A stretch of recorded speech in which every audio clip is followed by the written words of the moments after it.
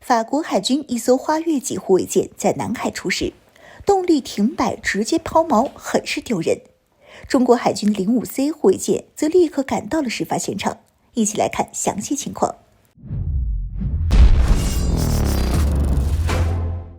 Hello， 各位老铁们，大家好，欢迎收看本期迷彩虎，我是虎妞。南海地区这几个月以来几乎就没有消停过。此前，美国向此派遣了大量的海空兵力，举行军事演习，刷存在感。结果公然向世界展示了机场摔机的尴尬场面。美国海军不得不匆匆结束在南海的军事演习。但是南海并未因此风平浪静。这不，紧接着法国海军也来刷存在感了。但是令人没有想到的是，法国军舰跑南海来也吃了瘪，和美军一样闹出了丢人现眼的笑话。在南海的法军军舰发动机直接熄火，目前其正在南海上停泊动弹不了。实际上，随着美方提出印太战略后，作为美国盟友的法国也宣布派遣海军，协助美军前往南海地区进行所谓的自由航行。但是论阵仗，法国海军和美国海军动辄出动核航母的大场面，那是差得远了。此次法国派遣到南海的军舰是花月级护卫舰的5号舰艇旺代米亚尔号。花月级护卫舰是专为满足法国海军在低威胁环境中的需要而设计的。90年代设计投产并服役，到现在共计建造了6艘。现阶段，法国海军将这种军舰用于在法国领海和专属经济区的巡逻任务。要说这花月级护卫舰的性能，真的很难称之为护卫舰。其最大航速仅为20节，还不如二战期间的铁王八低速战列舰。而且作为一艘满排3000吨的轻型护卫舰，花月级护卫舰的5倍仅为100毫米舰炮和2门20毫米机炮。这样的实力，不要说和海军的05C 护卫舰比了，就是和1000多吨的056A 护卫舰比，也不是对手。056A 装备的鹰击83反舰导弹，可以轻易地将花月级护卫舰送入海底。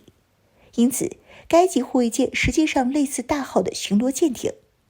此次在南海地区的花月级5号舰艇旺代米亚尔号，来自亚太地区唯一的法国军事基地，法属新喀里多尼亚岛。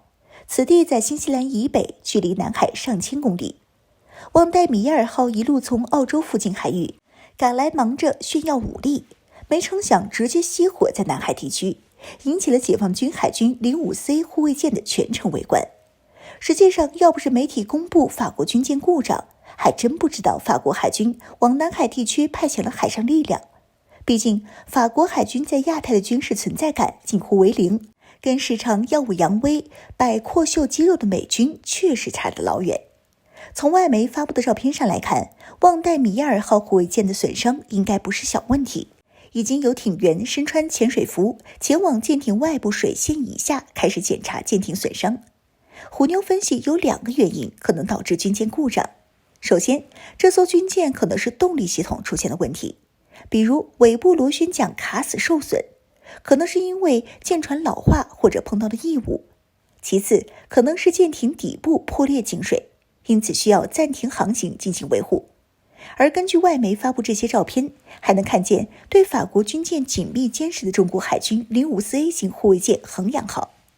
对于法国海军来说，这显然是丢大人了。好不容易来自南海，结果半路出故障，还被中国以及外媒陆续报道了出去，被解放军05C 全程关喉，对法国海军来说可是丢了大国脸面。不过，全程监视法国海军的05C 护卫舰也是值得谈论的重点。这说明解放军海军现在对于南海的事态感知能力和控制能力达到了一个新高度。只要是外国军舰进入南海，我军将会第一时间分辨其准确位置，同时引导海军战舰前去监视。